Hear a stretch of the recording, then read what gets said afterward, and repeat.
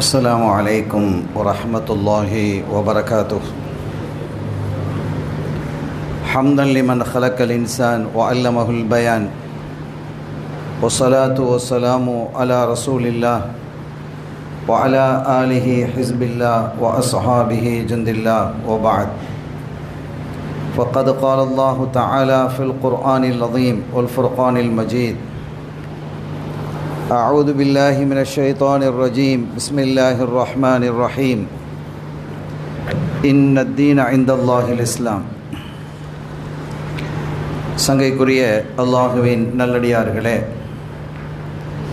எல்லாம் வல்ல அல்லாஹுவின் பேரருளும் நபிகள் நாயகம் ஸல்லல்லாஹு அலைஹி வஸல்லம் அவர்களது நல்லாசியும் நம் அத்தனை பேர் மீதும் நிலவுமாக.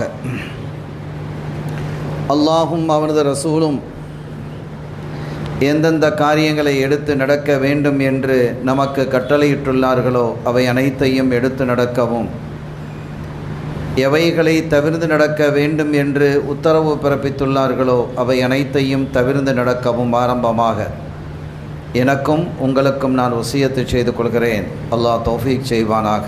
ஆமீன். கண்ணியத்திற்குரிய பெருமக்களே,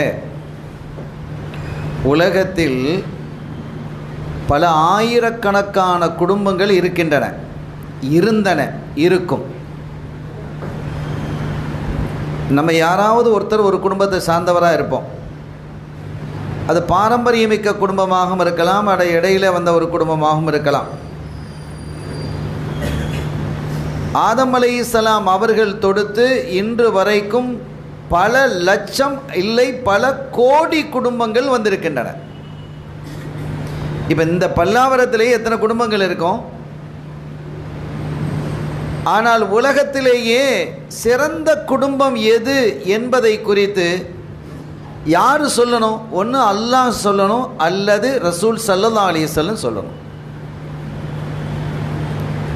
இப்போ நபிகள் நாயகம் கண்மணி முஹம்மதுர் ரசூலுல்லாஹி ஸல்லல்லாஹு அலைஹி வஸல்லம் அவர்கள் சொல்வதை கேளுங்கள். இன்னல்லாஹ் ஹஸ்தஃபா கினானா மின் உல்தி இஸ்மாயில்.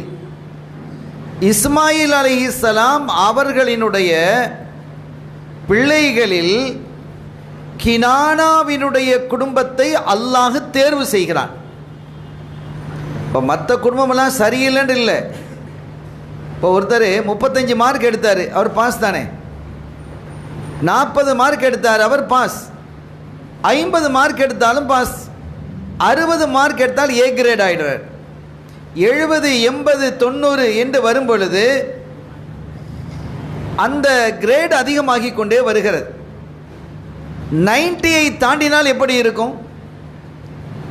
அப்படிப்பட்ட ஒரு கோத்திரமாகத்தான் அல்லாஹு தாலா இஸ்மாயில் அலைஹிஸ்ஸலாம் அவர்களினுடைய பிள்ளைகளில் கினானாவினுடைய கோத்திரத்தை அல்லாஹ் தேர்வு செய்கிறான்.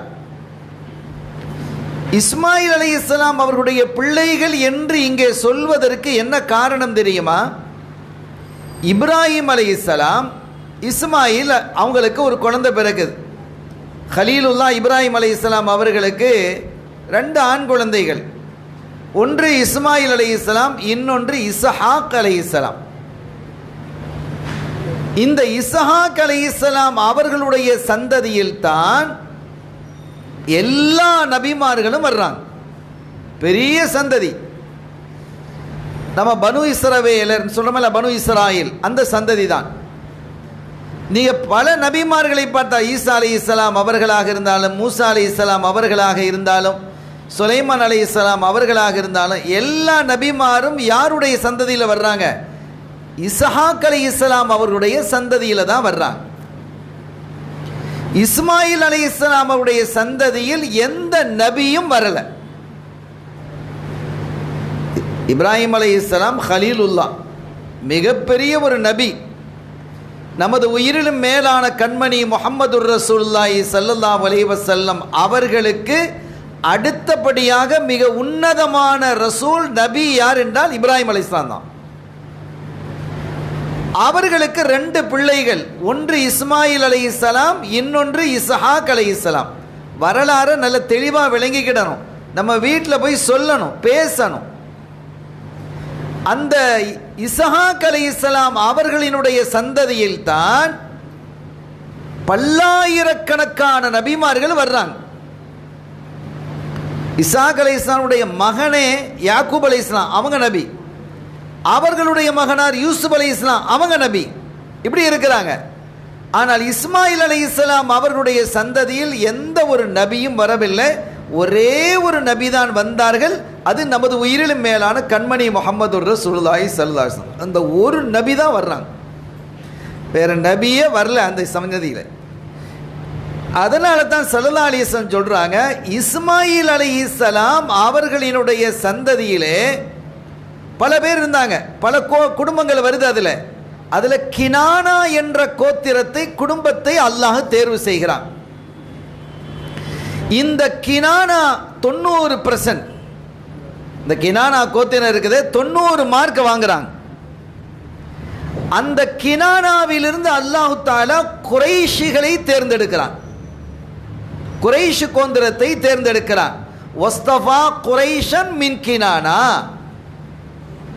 குறைஷிகளை அல்லாஹ் தேர்ந்தெடுக்கிறான். 95% குறைஷ் கோத்திரம், 95%.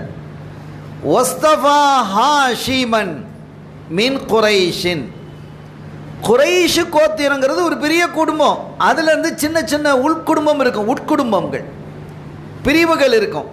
அதுல பனு ஹாஷிம்னு ஒரு கோத்திரம் இருக்கிறது. அந்த கோத்திரத்தை குறைஷிகளிலேயே மிக சிறந்த கோத்திரம் எது என்றால் பனு ஹாஷிம். அது 100%, 100% அவங்க தான். அந்த பியூரிட்டியான அந்த கோத்திரத்தில் இருந்து தான் வஸ்தஃபானி மின் பனி ஹாஷிம், அல்லாஹ் என்னை தேர்வு செய்தான் என்கிறார்கள் முஹம்மதுர் ரசூலுல்லாஹி ஸல்லல்லாஹு அலைஹி வஸல்லம். இப்போ நீங்கள் பாருங்க, உலகத்திலேயே இருக்கக்கூடிய கோடான கோடி குடும்பங்களில் சிறந்த குடும்பம் எது என்றால் பனு ஹாஷிம் குடும்பம் தான். அதான் ஸல்லல்லாஹு அலைஹி வஸல்லம் குடும்பம்.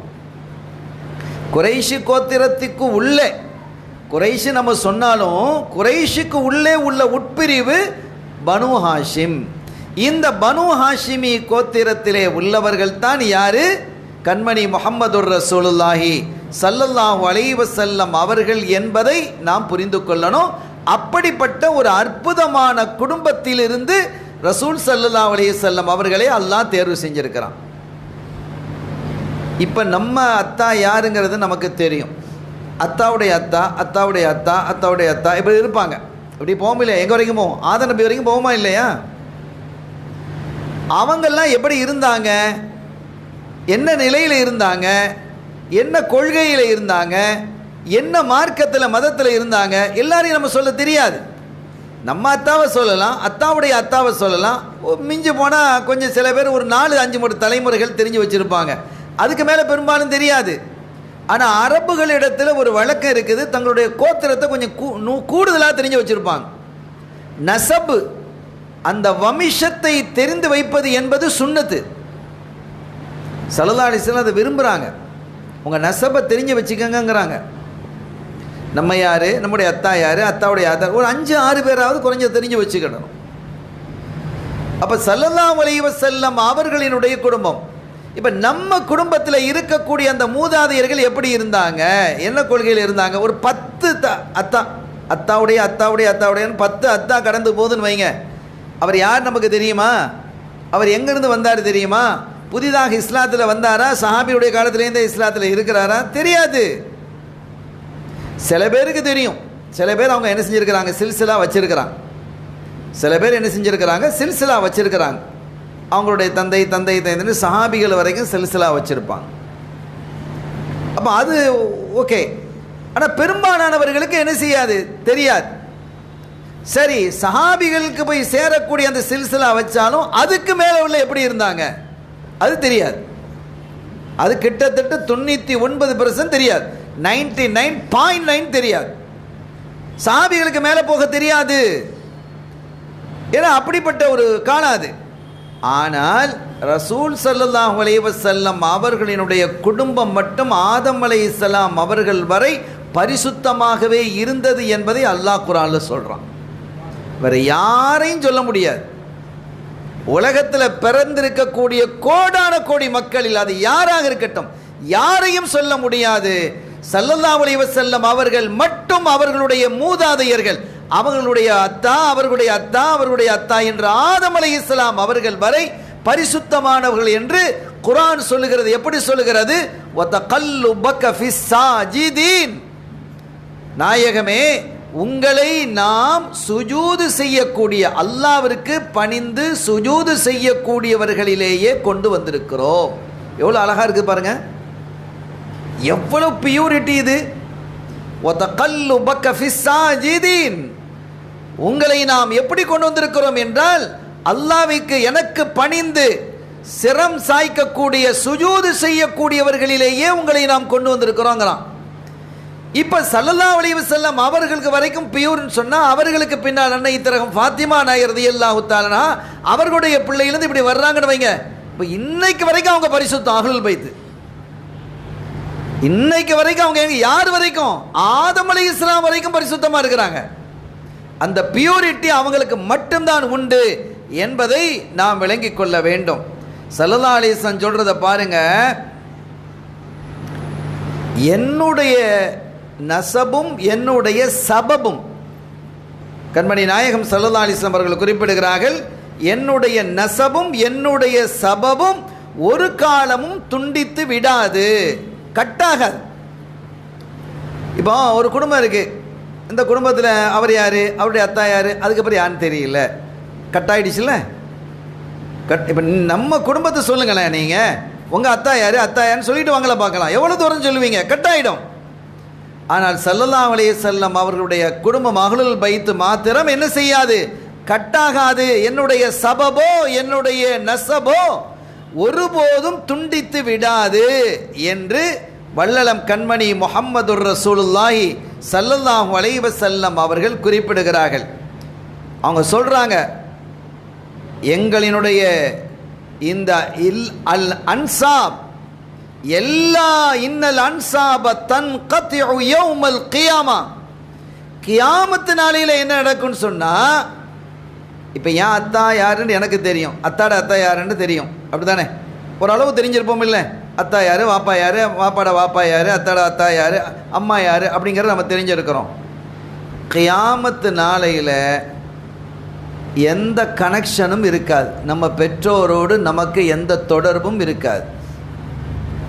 ஸல்லல்லாஹு சொல்றாங்க, குர்ஆனும் சொல்லுகிறது, யௌம யஃபிர்ருல் மர்உ மின் அஹீஹி வ உம்மிஹி வ அபீஹி வ ஸாஹிபதிஹி வ பனீஹி, அந்த நாளையில் ஒவ்வொரு மனிதனும் விரண்டு ஓடுவான்.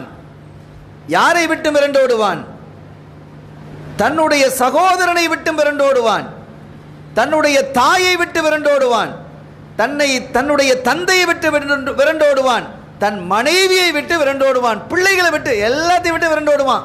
ஒருத்தரும் வேணாமா, எனக்கு அம்மாவும் இல்லை, அத்தாவும் இல்லை, அண்ணனும் இல்லை, தம்பியும் இல்லை, மனைவியும் இல்லை, பிள்ளையும் இல்லை, ஒருத்தரும் கிடையாது, எல்லாம் விரண்டு ஓடுவாங்க. யாரோட ஜாயிண்ட் பண்ண மாட்டாங்க. இன்னைக்கு நமக்கு ஒரு பிள்ளைக்கு ஜுரம் அடிச்சதுன்னு சொன்னால் உடனே என்ன செய்வோம், தூக்கிட்டு டாக்டர்கிட்ட ஓடுவோமா இல்லையா? பிள்ளைக்கு ஒரு பிரச்சனை, மண்டையில் பிரச்சனை, கையில் பிரச்சனை, அடிபட்டுடுச்சு, ஆக்சிடென்ட் ஆகிடுச்சு, ஓடி வருவோமா இல்லையா? கையில் காசு இருக்கோ இல்லையோ உடனே ஹாஸ்பிட்டலில் கொண்டு போவோம், யாரையாவது பிடிச்சி உதவி தேடுவோமா இல்லையா? நம்ம பிள்ளைகளுக்கு ஏற்பட்டா, மனைவிக்கு ஏற்பட்டா, அம்மாவுக்கு ஏற்பட்டா, அத்தாக்கு ஏற்பட்டா, நாளை மறு உலகத்தில் எவ்வளோ பெரிய பிரச்சனைகள் ஏற்பட இருக்கிறது. யாரும் யாருக்காவது உதவ முடியுமா? உதவ முடியாது. யௌம யஃபிர்ருல் மர்உ மின் அஹீஹி, தன்னுடைய சகோதரரை விட்டு ஓடிடுவான். ஓ உம்மி, அம்மாவை விட்டு ஓடுமாம்பா. அம்மாவை விட்டு ஓடுறேன்னு அதுக்கு மேலே இருக்கு, வேற யாரை பார்ப்பான்? யாரையும் மறுக்க மாட்டான். குடும்பங்கள் அங்கே ஒன்று சேராது. கியாமத்தில் என்ன செய்யாது? குடும்பங்கள் ஒன்று சேராது, எல்லாமே பிரிந்து போய்விடும். ஆனால் என்னுடைய குடும்பம் கைரு நசபி வ சபபி, என் குடும்பம் பிரியாதுங்கிறாங்க. கியாமத்து நாளையிலும் ஒன்றுபட்டு இருக்கும். அஹ்லுல் பைத்துகள் ஒன்றுபட்டு இருப்பாங்க, எல்லாம் ஒன்றா வந்துடுவாங்க, யாரும் ஓட மாட்டாங்க. ஸல்லல்லாஹு சொல்கிறாங்க, கண்மணி ஸல்லல்லாஹு அலைஹி வஸல்லம் சொல்கிறார்கள், கைரு நசபி வ சபபி, என்னுடைய குடும்பத்தார் பிரிய மாட்டார்கள். அங்கே எல்லாம் அஹ்லுல் பைத்துகள் எல்லாம் ஒன்று சேர்ந்துக்கிடுவாங்க. அம்மா விட்டு ஓடுறது, அத்தா விட்டு ஓடுறது, பொண்டாட்டியை விட்டு ஓடுறது, மாப்பிள்ளை விட்டு ஓடுறதுல அங்கே கிடையாது. அப்போ அந்த குடும்பத்தினுடைய மகத்துவம் என்னன்னு பாருங்க. கியாமத்து நாளையிலேயே ஓடலைன்னா எவ்வளோ பெரிய ஆச்சரியம். அந்த நாளையில் யாரும் நிம்மதியாக இருக்க முடியாது. நபிமார்களே யா நஃப்சி என் நிலைமை என்னவோ என்று தயங்கி போய் இருப்பாங்க. அப்படிப்பட்ட காலத்தில் கண்மணி முஹம்மதுர் ரசூலுல்லாஹி ஸல்லல்லாஹு அலைஹி வஸல்லம் அவர்களுடைய அந்த அஹ்லுல் பைத்துகள் மட்டும், ஆலு பைத், அவங்க மட்டும் என்ன செய்வான், பிரியவே மாட்டாங்க. எல்லாரும் ஒன்றுபட்டு நிற்பாங்க, ஒருவருக்கு ஒருவர் துணையாக இருப்பாங்க. இந்த அஹ்லுல் பைத்துகளை பற்றி ஒரு ஹதீஸ் இடம் பெறுது பாருங்க, ரொம்ப ஆச்சரியமான ஒரு ஹதீஸ். ஃபலவ் அன்ன ரஜுலன் சஃபன பைன ருக்குனி வல் மகாமி சல்லா வ சாம சும்ம லகியல்லாஹ முப்கிதன் லி அஹ்லி பைத்தி முஹம்மதின் ஸல்லல்லாஹு அலைஹி வஸல்லம் தஹலன் நார். உலகத்திலேயே தொழுவதற்கு, இபாதத்து செய்வதற்கு மிகச்சிறந்த இடம் எது? மக்கால உள்ள ஹரம் தான். அதில் ரெண்டாவது கருத்து கிடையாது. மக்காவில் உள்ள ஹரம் இருக்குது, ஹரம் ஷரீஃப் இருக்குது, காபாவை சுற்றி இருக்கக்கூடிய பள்ளி இருக்குது, அதுதான் உலகத்திலேயே தொழுவதற்கு கூடுதல் நன்மை தரக்கூடிய இடம் என்று நமது உயிரிலும் மேலான வல்லலம் கண்மணி முஹம்மதுர் ரசூலுல்லாஹி ஸல்லல்லாஹு அலைஹி வஸல்லம் அவர்கள் தெளிவாக சொல்லிட்டாங்க. அந்த ஹரம் ஷரீஃபிலேயே சிறந்த இடம், அதில் நம்ம டாப் ஏது? இப்போ உதாரணமாக இந்த பள்ளி இருக்குதுங்க, இந்த பள்ளிக்குள்ளே நம்ம நேற்று சொல்லியிருக்கோம், ஏத்துக்காப்புடைய நியத்து வச்சுருங்க, பள்ளிகள் தரிப்படுகிறேன், பள்ளியில் ஏத்துக்காப் இருக்கிறேன்னு நியத்து வச்சுருங்கன்னு சொல்லியிருக்கோம். இப்போ கூட நீங்கள் நியத்து வச்சுன்னா அந்த நன்மைகள் கிடச்சிட்ருக்கோம். அதுக்குண்டான விளக்கத்தை நேற்று சொல்லிட்டோம். இந்த பள்ளியில் எங்கனைக்குள்ளே உட்கார்ந்துருந்தாலும் ஒரே நன்மை தான், எங்கே இருந்தாலும் ஒரே நன்மை தான்.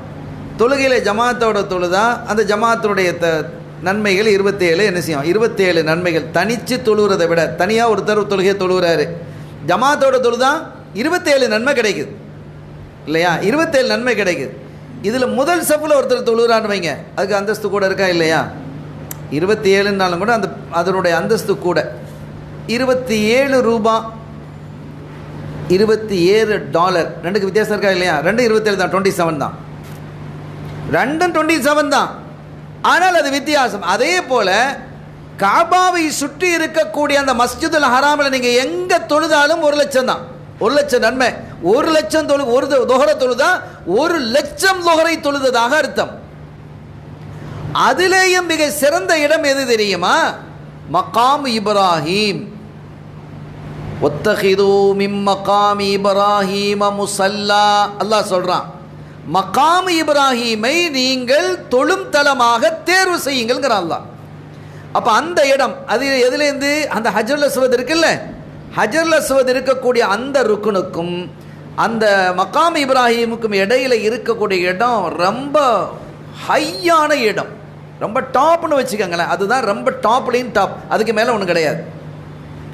அந்த இடத்துல உட்கார்ந்து அந்த இடத்துல தங்கி இருந்து ஒருத்தர் தொழுகிறார், காலமெல்லாம் தொழுகிறார், காலமெல்லாம் நோன்பு பிடிக்கிறார், எவ்வளோ பெரிய நன்மை கிடைக்கும்! அளவிட முடியாத நன்மைகள் அவருக்கு கிடைக்கும். இதில் எந்த சந்தேகம் கிடையாது. எந்த இடத்துல இருக்கிறாரு? ஹரம் ஷரீஃபிலையும் அந்த மகாம் இப்ராஹீமுக்கும் ஹஜ்ருல் அஸ்வதுக்கும் இடையிலே இருந்து அவர் என்ன செய்கிறார்? சஃபன பைன ருக்னி வல் மகாமி. அங்கே தங்கி இருந்து அவர் என்ன செய்கிறார்? தொழுகிறார். சல்லாவ சாம, இப்படி தொழுது மரணித்து அல்லாஹ்வை போய் சந்திக்கிறார். ஆனால் முபகிதன் லி அஹ்லி பைத்தி முஹம்மதின் ஸல்லல்லாஹு அலைஹி வஸல்லம், அஹ்ல் பைத் இருக்குது இல்லை, அவங்கள இவருக்கு பிடிக்காது, அவங்க மேலே மஹப்பத்து இல்லை, வெறுப்பு. ஏன்னா பெரிய ஆளோ அப்படியா இப்படியான்னு சொல்லக்கூடிய ஆள். ஆனால் இவர் தொழுததெல்லாம் இங்கே ஹரம் ஷரீஃப்லேயே தொழுதார். நோன்பு பிடிச்சதெல்லாம் இங்கே நோன்பு பிடித்து கொண்டு ஹரம் ஷரீஃபிலேயே, ஹரம் ஷரீஃபிலையும் எங்கே தொழுதார்? மகாம் இப்ராஹிம் பக்கத்தில். அல்லாஹ் எந்த இடத்தை தொழுங்கள், தொழுவதற்கு மிகச் சிறந்த இடமாக குர்ஆன்ல கூறுறானோ அந்த இடத்திலே இருந்து தொழுதவர், அந்த இடத்திலே இருந்து இபாதத்து செய்தவர், அந்த இடத்திலே இருந்து குர்ஆனை ஓதியவர், அந்த இடத்திலே இருந்து திக்ர் தஸ்பீஹாத்துகளில் ஈடுபட்டவர், அந்த இடத்திலே இருந்து நோன்பு பிடித்தவர், அப்படிப்பட்ட உச்சக்கட்ட நன்மைகளை செய்தவர், கோடான கோடான கோடான நன்மைகளுக்கு சொந்தக்காரனாக ஆனவர். அஹ்லுல் பைத்துகளை வெறுத்த நிலையிலே அல்லாஹ்வை சந்திப்பாரையானால் ஃபதஹலன்னார், அவர் செல்லக்கூடிய இடம் நரகம் என்கிறார்கள் முஹம்மதுர் ரசூலுல்லாஹி ஸல்லல்லாஹு அலைஹி வஸல்லம். எல்லாம் ஃப்ளாப் ஆயிடுச்சு, ஒன்றும் இல்லை, எல்லாம் போயிடும். அப்போ இதை நம்ம யோசிக்கணும். ஸல்லல்லாஹு அலைஹி வஸல்லம் அவர்களுடைய குடும்பமாகிய அஹ்லுல் பைத்துகளை நாம் எந்த அளவிற்கு நேசிக்க வேண்டும் என்பதை இந்த நேரத்தில் நான் உங்களுக்கு இந்த ஒரு செய்தி போதுமா இல்லையா? ஏன்னா இபாதத்திலேயே மிக உச்சமான இடம் அதுதான். அதுக்கு மேலே டாப்பில் ஒன்றும் கிடையாது, டாப்பில் ஒன்றும் இல்லை. அந்த இடத்துல தான் ஒரு காலகட்டத்தில் மஹதி அலைஹிஸ்ஸலாம் வெளிப்படுவாங்க. மஹதி அலைஹிஸ்ஸலாம் வந்திருப்பாங்கன்னு வைங்களேன், எங்கே இருக்கான்னு தெரியாது. மஹதி அலைஹிஸ்ஸலாமை கண்டுபிடிக்கக்கூடிய இடம் எதுன்னா அந்த இடம் தான். அந்த இடத்துல வச்சு தான் மக்கள் பார்ப்பாங்க, ஆஹா மஹதி அலைஹிஸ்ஸலாம் வந்துட்டாங்க பார்ப்போம். அல்லாஹ் எங்கன வெளிப்படுத்துகிறான் பாருங்க மஹதி அலைஹிஸ்ஸலாம் அவர்களை. அப்படி ஒரு சிறந்த இடம் அது. அந்த இடத்திலே நின்று தொழுது வணங்கி தஸ்பீஹ் செய்து திலாவத்திலே ஈடுபட்டு நோன்பு வைத்து இபாதத்திலேயே மூழ்கி கடந்து அங்கேயே தங்கி அந்த வணக்க வழிபாடுகளிலே அவர் ஈடுபட்டு இருந்தாலும் கண்மணி முஹம்மதுர் ரசூலுல்லாஹி ஸல்லல்லாஹு அலைஹி வஸல்லம் அவர்களுடைய குடும்பத்தை வெறுத்தவராக இருந்தால் ஃபதஹலன்னார், அவர் நரகத்திலே நுழைந்து விடுவார் என்று ஹதீஸ் நமக்கு குறிப்பிடுகிறது. அல்லாஹ் நம்மையும் நம்முடைய சந்ததிகளையும் இத்தகைய நிலையிலிருந்து பாதுகாப்பானாக. அவர்களை கண்மணி நாயகத்தினுடைய குடும்பத்தை நேசிக்கக்கூடியவர்களாக அல்லாஹ் நம்மை ஆக்கி வைப்பானாக. அருமையான பெருமக்களே, இன்னொரு ஹதீஸ் வருது பாருங்க. இதில் எதில் வருது? புகாரியிலேயே வருது. இர்கபு முஹம்மதன் ஸல்லல்லாஹு அலைஹி வஸல்லம ஃபீ அஹ்லிஹி, உங்களுடைய பிடரியை தாழ்த்துங்கள். இதுக்கு நேர அர்த்தம் சொல்கிறேன், அதுக்கு ஒரு கருத்தை சொல்கிறேன். இர்கபு ரகபத்துன்னா பிடரி. இந்த பிடரியை நீங்கள் என்ன செய்யுங்க? தாழ்த்துங்கள். யாருக்கு? ஸல்லல்லாஹு அலைஹி வஸல்லம் அவர்களுடைய குடும்பத்தாருக்கு, ரசூலுல்லாஹ்வுடைய குடும்பத்திற்கு உங்களோட பிடரியை தாழ்த்துங்கிறாங்க. அப்போ இதில் விளக்கம் எழுதக்கூடிய அந்த கருத்து எழுதுவாங்க இல்லையா, இதுக்கு உண்டான சரியான விளக்கத்தை எழுதும்போது இஹ்ஃபது ஃபீஹிம் ஃபலா துஉதூஹும் வலா துஸய்யு இலைஹிம், அவர்களை கண்ணியப்படுத்தி பாதுகாத்து கொள்ளுங்கள். யாரும் அவங்கள பற்றி தப்பாக பேசாமல் பார்த்துக்கங்க, யாரும் அவங்க மேலே கை வைக்காமல் பார்த்துக்கங்க, யாரும் அவங்கள அழிச்சாட்டியம் செய்யாமல் பார்த்துக்கங்க. அவங்க கஷ்டத்தில் இருந்தால் நீங்கள் என்ன செய்யணும்? அன்பளிப்புகளை கொடுங்க. இல்லை, நமக்கு இருக்கக்கூடிய காசு யார் தந்தது? அல்லாஹ்வும் ரசூலும் தந்தது தானே. இப்போ சில பேருக்கு இப்படி சொன்னால் அல்லாஹ் தந்ததை இவர் என்ன அல்லாஹ் ரசூலும் தந்ததுன்னு சொல்கிறாருன்னு சொல்லிட்டு இருப்பான். நமக்கு செல்வத்தை தர்றது யார்? அல்லாஹ். அதில் நான் மாற்றம் சொல்ல இல்லை. நமக்கு ஒருத்தர் பெரிய வசதியோடு இருக்கிறாரு, ஒருத்தர் கம்மியாக வசதி இருக்கிறாரு, எதுவாக இருக்கட்டும், செல்வத்தை தருவது யார்? ஒரு மனிதனை செல்வந்தனாக ஆக்குவது யார்? அல்லாஹ் தான். அதில் யாரும் மாற்றுக்கிறது இல்லை. ஆனால் அல்லாஹ் என்ன சொல்கிறான் தெரியுமா? யுக்னிஹிமுல்லாஹு வ ரசூலுஹு, அவர்களை செல்வந்தர்களாக ஆக்கியது அல்லாஹ்வும் அவனுடைய ரசூலும் என்கிறான். தௌபால வருது, சூரத்து தௌபால. குர்ஆனை தான் ஓதி காட்டுறேன்னா, உனக்கு ஹதீஸா இருந்தால் தான் அது தாயிஃபு, அது அப்படி இப்படின்னு நீங்கள் சொல்லிட்டு போவீங்க. இப்போ அப்படி இல்லையே, குர்ஆனே சொல்லுது யுக்னிஹிமுல்லாஹு வ ரசூலுஹு மின் ஃபத்லிஹி, அல்லாஹ்வினுடைய கருணையின் காரணத்தினால் அவர்களை செல்வந்தர்களாக ஆக்கியது அல்லாஹ்வும் ரசூலும் என்கிறான். அல்லாஹ்வே சொல்கிறான். அப்போ இந்த அல்லாஹ் ரசூலும் தந்திருக்கக்கூடிய இந்த பணம் நமக்கு அல்லாஹ் போட்ட பிச்சை, ரசூல் போட்ட பிச்சை. இது அவங்க குடும்பத்துக்கு நம்ம செலவழிக்கலைன்னா வேறு யாருக்கு நம்ம செலவழிக்க போகிறோம்? அவங்க வந்து நம்மகிட்ட கேட்கணுமா? கேட்குற அளவுக்கு நீங்கள் வச்சுக்கிட்டாதீங்கிறான் அல்லாஹ். அவங்கள கையேந்த வச்சிடாதீங்க. என் ஹபீபினுடைய குடும்பம், அவர்களுடைய தேவையை அறிந்து நீங்க உதவி செய்வது அவர்கள் மீது கடமை. நீங்க கொடுப்பது கடமை உங்களுக்கு. அவங்களை கண்ணியப்படுத்தி வையுங்கள். உங்களுடைய பிடரியை அவர்களுக்காக தாழ்த்துங்கள் என்கிறார்கள் கண்மணி முஹம்மதுர் ரசூலுல்லாஹி ஸல்லல்லாஹு அலைஹி வஸல்லம் அவர்கள். வலா தூதூஹும், அவர்களை நோவினைப்படுத்தி விடாதீர்கள். வலா துஸய்யு இலைஹிம், எந்த கெடுதலையும் அவர்களிடத்தில் போய் சேர்க்காதீங்க. அவங்கள பிடிச்சி தள்ளாதீங்க, அவங்கள நிர்பந்தப்படுத்தாதீங்க, அவங்க சங்கடத்தில் ஆழ்த்தாதீங்க. அவங்கள பாதுகாத்துக்குங்கப்பா. பாதுகாக்கிற செக்யூரிட்டியாக நீங்கள் இருக்கணும். அப்படின்ட்டு வல்லலம் கண்மணி முஹம்மதுர் ரசூலுல்லாஹி ஸல்லல்லாஹு அலைஹி வஸல்லம் அவர்கள் குறிப்பிடுகிறார்கள். இந்த ஹலீஃபாக்கள் நம்ம சொல்லும்போது 4 ஹலீஃபாவை சொல்லுவோம். அபூபக்கர் சித்திக் ரலியல்லாஹு தஆலா அன்ஹு, உமர் இப்னு கத்தாப் ரலியல்லாஹு தஆலா அன்ஹு, உஸ்மான் இப்னு அஃபான் ரலியல்லாஹு தஆலா அன்ஹு, அலி இப்னு அபி தாலிப் ரலியல்லாஹு. 4 ஹலீஃபாக்களை நம்ம சொல்லுவோம் இல்லையா? அது எல்லாருக்கும் தெரியும். ஆனால் சில அறிஞர்கள் என்ன செய்கிறாங்க, ஹலீஃபாக்கள் 4 இல்லை 5 குலஃபாவுர் ராஷிதீன், அந்த நேர்வழி மிக்க ஹலீஃபாக்கள் 5 பேருங்கிறாங்க. அதை யாரை குறிப்பிட்றாங்கன்னா உமர் இப்னு அப்துல் அசீஸ் ரலியல்லாஹு தஆலா. அந்த ஹலீஃபாக்கள் அடுத்தடுத்து வரக்கூடிய ஹலீஃபாக்களில் உமர் இப்னு அப்துல் அசீஸ்னு ஒரு ஆள் இடம்பெறாங்க. அது யாருன்னு கேட்டால் உமர் ரலியல்லாஹு தஆலாவுடைய பேரப்பிள்ளை.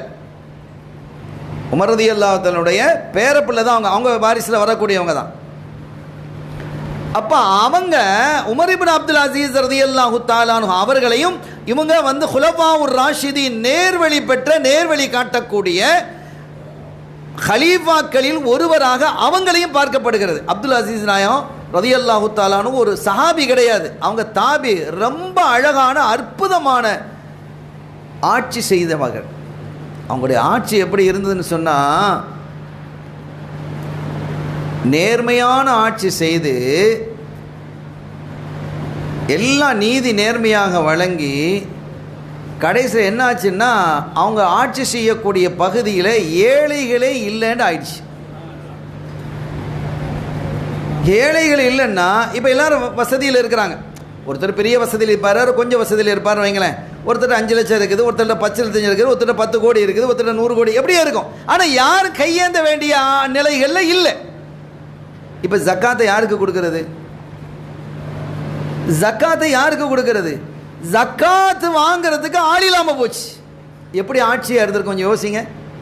அவங்களுடைய ஆட்சியில் ஜக்காத்து வாங்கிறதுக்கு ஆள் இல்லாமல் போனதை என்ன செஞ்சாங்க, அன்றைய காலத்தில் ஜக்காத்தாக பணம் கொடுப்பாங்க. நீங்கள் கொடுக்குறோமில்ல, பொருளும் கொடுக்கலாம் தானே, அரிசி கோதுமை இந்த மாதிரி இதுகள். அந்த பார்த்தா எக்கச்சக்கமான உணவு தானியங்கள் நிறைய இருக்குது. அவங்க சொன்னாங்க வேறு என்ன செய்கிறது, இப்போ இந்த தானியங்களெல்லாம் வச்சுட்டு என்ன செய்ய, சாப்பிட்றதுக்கு ஆள் இல்லை. அவ்வளவு எல்லார் வீட்லேயும் தானியங்கள் இருக்குது. ஜக்காத்து பணம் எல்லாம் எங்கே வந்து சேருது, எல்லாம் அரசாங்கத்தில் வந்து குவிஞ்சு கிடக்குது. வாங்கிறதுக்கு ஆள் இல்லை. அட யாராவது வந்து வாங்கிட்டு போங்களப்பா அப்படிங்கிறாங்க. இப்போ அப்படி யாராவது சொன்னால் எப்படி இருக்கும் நினச்சி பார்க்க முடியுமா? கேட்டாலும் தர மாட்டேங்கிறான். அப்போ யாராவது ஜக்காத்து வாங்கிறதுக்கு வாங்கலேன்னு கூப்பிடுறாங்க. வாங்கப்பா ஜக்காத்து இருக்குதுப்பா, யாராவது வாங்கப்பா அப்படின்னு கூப்பிடுறாங்க.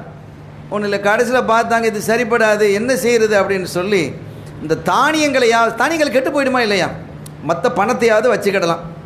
பணத்தை தங்க காசு வெள்ளி காசு எதையாவது வச்சுக்கிடலாம் வைங்க. தானியங்களை எவ்வளோ நாளைக்கு வைக்கிறது? வருஷக்கணக்காக இருக்குமா? கெட்டு போயிடுமா இல்லையா? வைக்கிறதுக்கு இடமாவது வேணுமே, இடம் இல்லை. லட்சக்கணக்கான மூடைகள் வந்து கிடக்குது. வந்து அவங்கெல்லாம் ஜக்காத்து வாங்கிறதுக்கு ஆள் இல்லைங்கிறதுனால எல்லாம் பைத்துல் மாலில் கொண்டு வந்து இறக்குறாங்க. அது குமிஞ்சு கிடக்குது. திங்கிறதுக்கு ஆள் இல்லை, வாங்கிறதுக்கு ஆள் இல்லை, என்ன செய்கிறதுன்னு தெரியல. இன்றைய காலமாக இருந்தால் ஃப்ளைட்டில் ஏறி சோமாலியாவுக்கு அனுப்பிக்கலாம். எங்கே அனுப்புறது அங்கே? அந்த மாதிரிலாம் இல்லையே அந்த காலத்தில். அப்படி ஒரு சூழ்நிலை என்ன எதுன்னு தெரியாதே. அப்போ என்ன செஞ்சாங்கன்னா, அந்த தன்னுடைய ஆட்களை பணியாளர்களை கூப்பிட்டு கொண்டு வந்து, நீங்கள் இந்த மூடைகள்லாம் கொண்டு போய் மலைகள் இருக்குல்ல, அந்த மலைகள் மீது என்ன செஞ்சு கொட்டிடுங்க. என்னுடைய நாட்டை கடந்து செல்லக்கூடிய பறவைகள் அதை சாப்பிட்டுட்டு போகட்டும் அப்படின்ட்டான். எல்லா மலைகளையும் உணவு கொட்டி கிடக்குது. அந்த மலைகளை கடந்து செல்லக்கூடிய பறவைகள் அதை சாப்பிட்டுக்கிட்டே போகுது. ஜக்காத்து அதுதான் சாப்பிடுச்சு. இப்போ எப்படிப்பட்ட ஒரு நீதி நேர்மையான ஆளுங்கிறத நீங்கள் பாருங்கள். அப்படிப்பட்ட இப்போ நான் சப்ஜெக்ட்டுக்கு இது ஒரு உமர் இப்னு அப்துல் அசீஸ் ரலியல்லாஹு தஆலா அன்ஹு அவர் எப்படியெல்லாம் ஜனாதிபதிகள் இருந்திருக்கிறாங்க, பிரதமர்கள் இருந்திருக்கிறாங்கன்னு சொல்ல வர்றேன். நமக்கும் ஒரு பிரதமர் கிடச்சிருக்கிறாரு. சுப்ஹானல்லாஹ், லா ஹவ்ல வலா குவத்த இல்லா பில்லாஹ். என்னத்தை சொல்கிறது, கடவுளுடைய அவதாரங்கிறார். அவர் நார்மலாக பிறக்காதான், பயாலஜிக்கலாக பிறக்காத அப்படின்னு இது உலகத்தில் எங்கேயாவது கேட்க முடியுமா? எந்த மனுஷனாவது சொல்லுவானா இப்படி? சரி, நான் அரசியலுக்கு போகலை. அப்போ அப்படிப்பட்ட ஒரு அற்புதமான ஜனாதிபதியாக உமர் இப்னு அப்துல் அசீஸ் ரலியல்லாஹு தஆலா அவர்கள் திகழ்ந்தார்கள். இப்போ இப்போ அவங்கள பற்றி ஏன் சொல்கிறேன் அப்படின்னா, அவங்க ஒரு சொல்கிறாங்க. யாரை பார்த்து தெரியுமா? ஃபாத்திமா ரலியல்லாஹு தஆலா அன்ஹா. ஃபாத்திமா நான் என்ன நம்ம சொல்கிறோமே, சல்லல்லாஹு புள்ள ஃபாத்திமா, அவங்க இல்லை, அந்த ஃபாத்திமா நாயகி இல்லை. இவங்க காலத்தில் ஃபாத்திமா நாயகி இல்லையே. அலி ரலியல்லாஹு தஆலா அன்ஹுக்கு முன்னாலேயே ஃபாத்திமா நாயகி அல்லாஹ்வுடைய சமூகம் போய் சேர்ந்துட்டாங்க, அப்படி தானே? அதுக்கு பிறகு அலி ரலியல்லாஹு தஆலா வேறு கல்யாணங்கள் முடித்தாங்க. நேற்று சொன்னோம், சில கல்யாணங்கள் முடித்தாங்க. கல்யாணம் முடித்து நிறைய பிள்ளைகள் அவங்களுக்கு பிறந்தது. அலி ரலியல்லாஹு தஆலா அவர்களுக்கு நிறைய பிள்ளைகள் இருந்தது. அந்த பிள்ளையில் ஒரு பிள்ளைக்கு ஃபாத்திமா நாயகியுடைய பெயரை விட்டாங்க. தன்னுடைய மனைவியினுடைய பெயரை ஃபாத்திமான்னு விட்டாங்க. அலி ரலியல்லாஹு தஆலாவுடைய உம்மா பேர் என்ன தெரியுமா? ஃபாத்திமா தான். அலிநாயகத்துடைய உம்மா பேரும் ஃபாத்திமா, மனைவி பேரும் ஃபாத்திமா. சில சமயங்களில் அந்த மாதிரி நம்ம ஊர் நமக்கும் வந்து சேர்ந்துடும்.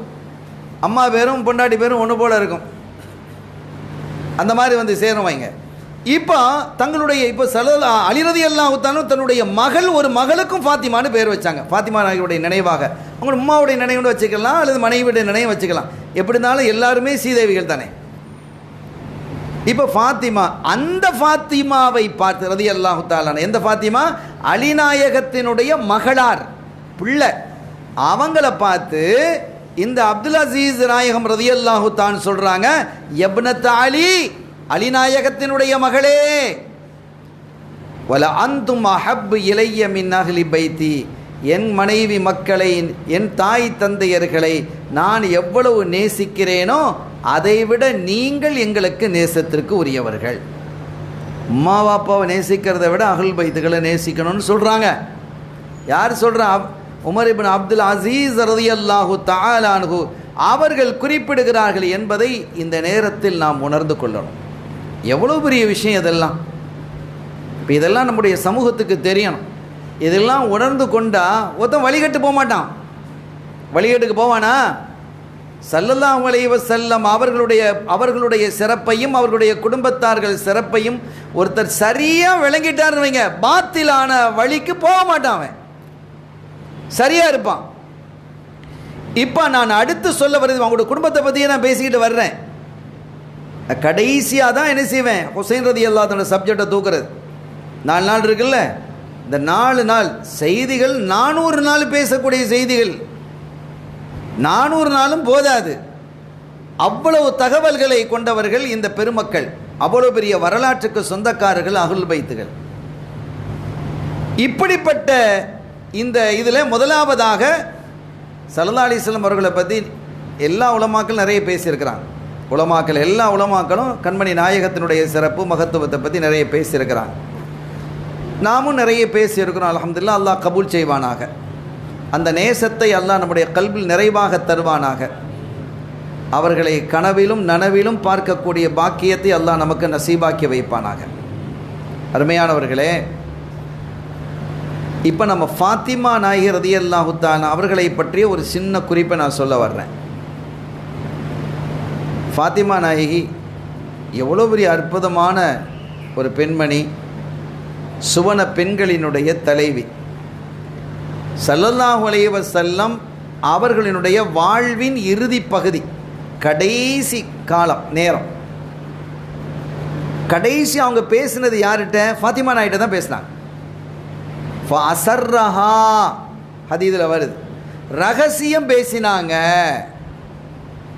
ஃபபக்கத், அந்த ரகசியம் பேசியதும் ஃபாத்திமா நாயகி ரலியல்லாஹு தஆலா அன்ஹா அவர்கள் அழுதார்கள்.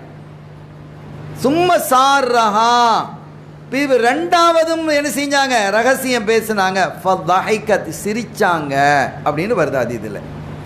அப்போ ஆயிஷா நாயகி கேட்குறாங்க, ஃபாத்திமா நீங்கள் எதுக்கு முதல்ல அழுதீங்க? ரசூலுல்லாஹ் என்னமோ சொன்னாங்க, நீங்கள் அழுதீங்க. ரெண்டாவது என்னமோ சொன்னாங்க, சிரிச்சிங்க. எதுக்கு? என்ன சொன்னாங்க அப்படின்னு கேட்டபோது, லா உஃப்ஷி சிர்ர ரசூலில்லாஹி ஸல்லல்லாஹு அலைஹி வஸல்லம், ரசூலுல்லாஹ்வுடைய சிர்ரை நான் வெளியாக்க மாட்டேன். அவங்க சீக்கிரட்டாக சொல்லி தந்திருக்கிறாங்க, நான் வெளியாக்க மாட்டேன்ட்டாங்க.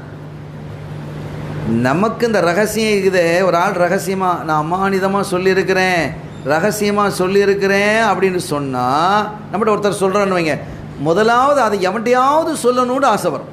சும்மா ஒரு விஷயத்த சொல்லிட்டு போயிட்டான்னு வைங்க, யார்ட்டையும் சொல்லிடாத, நீ யார்ட்டையும் இந்த விஷயத்த சொல்லிடாத, ரகசியமாக வச்சுக்கோ, அமானிதமாக வச்சுக்கான்னு சொல்லிட்டா அப்போ தான் அதை இன்னும் சொல்லணும்னு சைத்தான் நமக்கு கல்வியில் போடுவான். பார்க்குறோமா இல்லையா? பார்த்தா அவன் ஊர் பூரா வரும், வாட்ஸ்அப்பில் வந்துடும். எல்லா இடம் என்னடா இவ்வளோ அமானிதமாக சொல்லிட்டு வந்தோம், வாட்ஸ்அப்பு பூரா சுற்றிக்கிட்டு இருக்குது, உலகம் பூரா சுற்றிக்கிட்டு இருக்குது, அமானிதமாக சொல்லிட்டு வந்தோமே அப்படின்னு என்ன செய்யும் பார்க்குறோம்.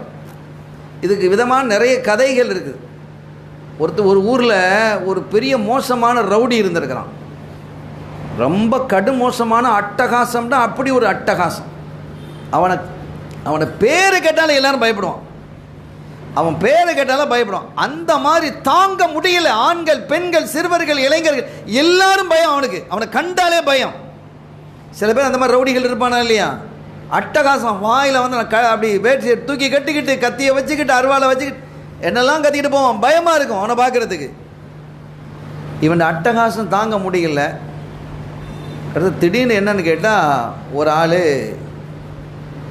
ஒரு நாள் அவனை யாரோ கொன்னுட்டான், கொலை செஞ்சு போட்டான். மக்களுக்கெல்லாம் எப்படி இருக்கும், சந்தோஷம் தாங்க முடியல, பெருநாள் மாதிரி இருக்குது. இந்த முசீபத்து பிடிச்சவன் ஒளிஞ்சு போயிட்டான் அப்படின்னு. போலீஸுக்கும் நிம்மதி தான், ஏன்னா அவனும் இவனை அடக்க முடியாத நிலைமையில் இருந்தது. போலீஸே பயப்படுது. போலீஸுக்கு மக்கள் பயப்படுவாங்க, போலீஸு ரவுடிக்கு பயப்படுறான். இது என்ன அநியாயம் இது? அப்போ அப்படிப்பட்ட நிலையில் அவரும் போலீஸ் துறையே என்ன செய்ய, காவல்துறையே நிம்மதி ஆயிடுச்சு. ஆனாலும் கொலை செஞ்சவனை கண்டுபிடிக்கணுமா இல்லையா சட்ட ரீதியாக? அப்போ சட்ட நடவடிக்கை எடுக்கிறதுக்கு யார் கொலை செஞ்சா அப்படிங்கிறது கண்டுபிடிக்கிறதுக்கு பெரிய முயற்சிகள் நடக்குது. அவனுடைய குடும்பத்தை சார்ந்தவர்கள்லாம் ரிப்போர்ட் பண்ணுறாங்க, கொலையாளியை கண்டுபிடிக்கணும். பணத்தனை செய்வாங்க. என்னதான் ரவுடியாக இருந்தாலும் அவங்களுக்குமே இவன் செத்து போனது நல்லதுன்னு தான் இருக்கும். இவனால் பெரிய நம்ம குடும்பத்துக்கு கெட்ட பேராக இருக்குது, முசீபத்து பிடிச்சதாக இருக்குது. ஆனாலும் என்ன செய்வாங்க, ஒரு கம்ப்ளைண்ட் கொடுத்துருப்பாங்களா இல்லையா? அப்போ அவனை கொலையாளியை யார் கொலை செஞ்சது, கொலைகாரனை தேடுந்தேன்னா கண்டுபிடிக்க முடியல. ஒரு தடவை ஒரு பொம்பளை ஒரு கடையில் போய் ஒரு சாமானை பர்ச்சேஸ் பண்ணுறதுக்கு போயிருக்கிறான். போகும்போது அந்த பொம்பளை என்ன செஞ்சிருக்கிறா, தன்னுடைய கணவனினுடைய சிறப்புகளெல்லாம் எடுத்து, என் மாப்பிள்ளை எப்படி தெரியுமா, அப்படி இப்படி அதுவா இதுவா அப்படின்னு நிறைய பேசுகிறா. அப்படியா அப்படின்னு சொல்லிட்டு நிறைய கேட்டுட்டான். இந்த பொம்பளை என்ன செஞ்சிருக்கிறா, வந்து தன்னுடைய மாப்பிள்ளைகிட்ட சொல்கிறா, ஏங்க என் தோழி இவ இருக்கிறாள்ல, இவருடைய மாப்பிள்ளை இவ்வளோ நிறைய சேவைகளை செஞ்சுருக்கிறாராம், அப்படி செஞ்சுருக்கிறாராம், இப்படி செஞ்சுருக்கிறான், எப்படி செஞ்சுருக்கிறாராம், நிறைய அவள் புகழ்ந்து தன்னுடைய கணவனை மாப்பிள்ளையை புகழ்ந்து பேசுனாங்க. நீங்கள் இந்த மாதிரி எதாவது செஞ்சுருக்கிறீங்களா அப்படின்னு இவ கேட்குறான். அந்த என் தோழியுடைய மாப்பிள்ளையை பாருங்கள், அந்த துனியாவில் எவ்வளோ பெரிய ஹிதமத்து செஞ்சுருக்கிறா, மக்களுக்கு எவ்வளோ பெரிய சேவை செஞ்சுருக்கிறா அப்படின்றதும், என்னடா இவ கோவப்படுறான். நீங்கள் இந்த மாதிரி சேவை செய்யக்கூடாதா, மக்களுக்கு நல்லது செய்யக்கூடாதா, கொள்ளக்கூடாதா, அப்படியா எப்படியான்னு தாங்க முடியல. கடைசி அந்த நைட்டில் சொன்னாராம், இங்கே வா, நான் ஒரு ரகசியத்தை சொல்கிறேன். 25 வருஷத்துக்கு முன்னால் இந்த ரவுடி கடந்து ஊடுற பூரா அட்டகாசம் பண்ணிட்டு கிடந்தானா இல்லையா, அவனை ஒருத்தன் கொலை செஞ்சுட்டானா இல்லையா, இன்னைக்கு வரைக்கும் போலீஸ் கண்டுபிடிக்க முடியல. ஆமாம், அது நான் தான் செஞ்சேன், ரகசியமாக வச்சுக்கோ அப்படின்னு. காலையில் வந்து போலீஸ் அரெஸ்ட் பண்ணிட்டு, இவன் வெளியில் போனவா என் மாப்பிள்ளை தெரியுமான்னு சொல்லிட்டு அவட்ட போய் அவன் மாப்பிள்ளை சொல்ல, அங்கே சொல்ல போலீஸுக்கு போய் இவனை அரெஸ்ட் பண்ணிட்டு வந்துருச்சு. இது ஒரு கதையாக சொல்லுவாங்க. பெண்கள் வந்து ரகசியத்தை பாதுகாக்க மாட்டாங்க அப்படிங்கிறதுக்காக. அப்போ ரகசியம் என்றால் அது பத்திரமா இருந்தால் தானே ரகசியம். 4 பேர்கிட்ட சொன்னதுக்கு பேர் ரகசியமா? அது அமானிதம் என்பது பாதுகாக்கப்படணும். இப்போ அவங்க சொன்னாங்க, ஃபாத்திமா நாயர் ரலியல்லாஹு தஆலா சொல்றாங்க, லா உஃப்ஷி சிர்ர ரசூலில்லாஹி ஸல்லல்லாஹு அலைஹி வஸல்லம், கண்மணி நாயகம் ஸல்லல்லாஹு அலைஹி வஸல்லம் அவர்களுடைய ரகசியத்தை நான் வெளியாக்க மாட்டேன் அப்படின்னு சொல்லிட்டாங்க. ஸல்லல்லாஹு அலைஹி வஸல்லம் அதுக்கு பிறகு வஃபாத் ஆயிட்டாங்க. இப்போ சொல்லலாமா இல்லையா? சொல்லலாம். இப்போ ஒரு நல்ல விஷயம், ஒரு முக்கியமான நல்ல விஷயமா இருந்தால் அவங்க சொல்லுவாங்க, சாலிஹீன்கள் நல்லடியார்கள் சொல்லுவாங்க, இந்த பாரு சரி நான் சொல்கிறேன் ஒரு நல்ல விஷயந்தான், ஆனால் நான் இப்படி சொன்னேன், நான் இப்படிப்பட்டவன் அப்படிங்கிறத மற்றவங்ககிட்டலாம் சொல்லக்கூடாது. சொன்னால் அவங்கெல்லாம் என்ன புகழ்வாங்க, பெருமை, எனக்கு கல்பில் பெருமை வந்துடும். என் கல்பில் பெருமை வந்துட்டால் அல்லாஹ்விடத்தில் தண்டனை வந்துடும். இது தேவையா? பயப்படுவாங்க சாலிஹீன்கள். அடுத்தவர்கள் தங்களை புகழ்வதை அவங்க விரும்ப மாட்டாங்க. சாலிஹீன்கள் புகழுக்கு நல்லடியார்களாக இருக்கக்கூடிய அவுலியாக்கள் புகழுக்கு அடிமைகளாக ஆக மாட்டாங்க. இப்போ ஒஃபாத் ஆகிட்டா சொல்லலாம், ஒஃபாத் ஆகிட்டா சொல்லணும். அப்போ தானே அவங்க யாருங்கிறது நமக்கு தெரிய வரும். இல்லாட்டா அவுலியாக்களை பற்றி நமக்கு தெரியாமல் போயிடும். அப்போ ஒஃபாத் ஆனதுக்கு பிறகு இப்போ ஆயிஷா நாய் கேட்குறாங்க, ஃபாத்திமா ரசூலுல்லாஹ் ஒஃபாத் ஆகிட்டாங்க, அடக்கியாச்சு, இப்போ சொல்லக்கூடாதா, அது என்ன ரகசியம் அப்படிங்கிறத நீங்கள் சொல்லக்கூடாதா அப்படின்ட்டு கேட்டதும் அவங்க சொன்னாங்க, ஸல்லல்லாஹு அலைஹி வஸல்லம் அவங்க சொன்னாங்க, முதலாவது ஃபாத்திமா, நான் அல்லாஹ்வை சந்திக்க போகிறேன், உங்களெல்லாம் விட்டு பிரிஞ்சு அல்லாஹ்வை சந்திக்க போகிறேன் அப்படின்றதும் நான் அழுதுட்டேன். ரசூலுல்லாஹ் நம்மளை விட்டு பிரிய போகிறாங்களேன்னு தாங்க முடியாமல் நான் அழுதேன். அப்போ அவங்க சொன்னாங்க, அடுத்து சொன்னாங்க, 2 விஷயம் சொன்னாங்க. ஒன்று, ஏன் ஃபாத்திமா அழுறீங்க, அழக்கூடாது, நீங்கள் சுவன பெண்களினுடைய தலைவியாக இருப்பீங்க, அது உங்களுக்கு சந்தோஷம் இல்லையா? சுவனத்திலே இருக்கக்கூடிய பெண்களுக்கு நீங்கள் தலைவியாக, சய்யிதத்து நிசாஇ அஹ்லில் ஜன்னா, சுவன பெண்களினுடைய தலைவியாக இருப்பீங்க அப்படின்னு சொன்னாங்க. அது ஒரு சந்தோஷம்தான். ஆனால் சிரிக்க இல்லை. எப்போ சிரிக்கிறாங்க தெரியுமா? என் குடும்பத்தில் என்னை முதலாவது வந்து சந்திக்கக்கூடியது நீங்கள் தான் உடனே சிரிக்கிறாங்க. இப்போ அப்படின்னா என்ன அர்த்தம்? நீங்கள் சீக்கிரம் வஃபாத் ஆகிடுவீங்க, மௌத் ஆகிடுவீங்கன்னு அர்த்தம் தானே. மௌத்தை நினச்சி யாராவது சிரிப்பாங்களா? அப்படி சிரித்த ஆள் யார்? ஃபாத்திமா நாயி தான். ஏன் காரணம் என்ன? நாம் ரசூலுல்லாஹ்வை சந்திச்சிடலாம். என்னை இப்போ ரசூலுல்லாஹ் என்ன சொல்கிறாங்க பாருங்கள், நீங்கள் தான் என்னுடைய குடும்பத்தில் மௌத்தாக ஃபஸ்ட்டு, எனக்கு பிறகு மௌத்தாகிறது என்னுடைய குடும்பத்தில் நீங்கள் தான் சொல்லலை. என்ன சொல்கிறாங்க? என்னை வந்து சந்திப்பீர்கள்ங்கிறாங்க. இதை கவனிக்கணும். அப்போ ஸல்லல்லாஹு அலைஹி அங்கே போயிட்டா, அந்த வஃபாத்துன்னு வந்துட்டா அது முடிஞ்சு போனதில்லை, அது ஒரு உலகம். அந்த உலகத்தில் என்ன செய்வாங்க? சாலிகன்கள்லாம் சந்திச்சுக்கிடுவாங்க, நபிமார்கள் சந்திச்சுக்கிடுவாங்க, அஹ்ல் பைத்துகள் சந்திச்சுக்கிடுவாங்கிறது புரியுறமா இல்லையா?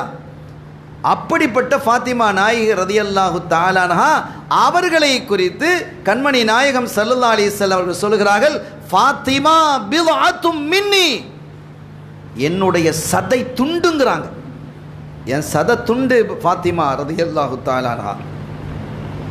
ஃபமன் அக்லபஹா அக்லபனி, யாராவது ஃபாத்திமா ரலியல்லாஹு தஆலா அன்ஹா அவர்களை கோபப்படுத்தினால் அவர் என்னை கோபப்படுத்தியவராகி விடுவார். நான் கோபப்பட்டுருவேன். ஃபாத்திமா கோபப்பட்டால் நான் கோபப்படுவேன்கிறாங்க ஸல்லல்லாஹு அலைஹி வஸல்லம். யக்பிதுனி மா யக்பிதுஹா வ யப்சுத்னி மா யப்சுத்துஹா, அவங்க என்ன நிலையில் இருக்கிறாங்களோ அந்த நிலையில் நான் இருப்பேன். அவங்க சந்தோஷ நிலையில் இருந்தால் நான் சந்தோஷமாக இருப்பேன், அவங்க வருத்த நிலையில் இருந்தால் நான் வருத்த நிலையில் இருப்பேன்.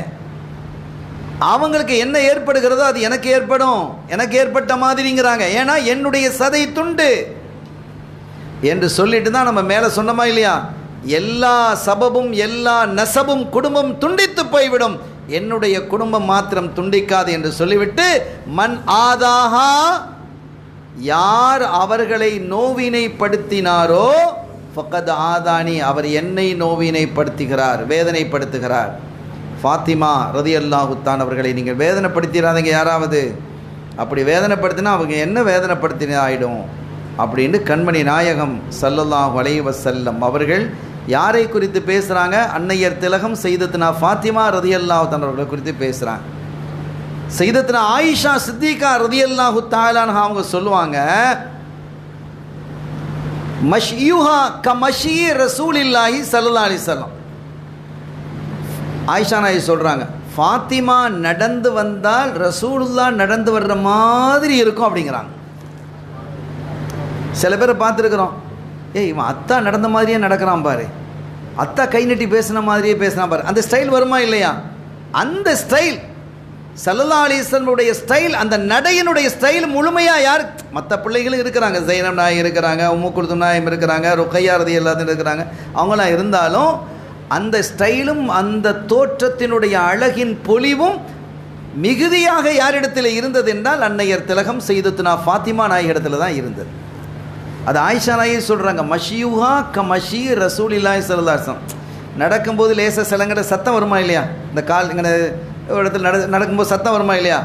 அப்படி சத்தம் வரும் பொழுதே சொல்லிடுவாங்களா, ஃபாத்திமா நடந்து வர்றாங்க, அந்த சத்தத்தை வச்சே சொல்லிடுவாங்க. அந்த நடக்கிற ஸ்டைலே ரசூலுல்லாஹ் நடந்து வர்ற மாதிரி இருக்கும் என்று சையதத்துனா ஆயிஷா சித்திகா ரலியல்லாஹு தஆலா அன்ஹா அவர்கள் குறிப்பிடுறாங்க.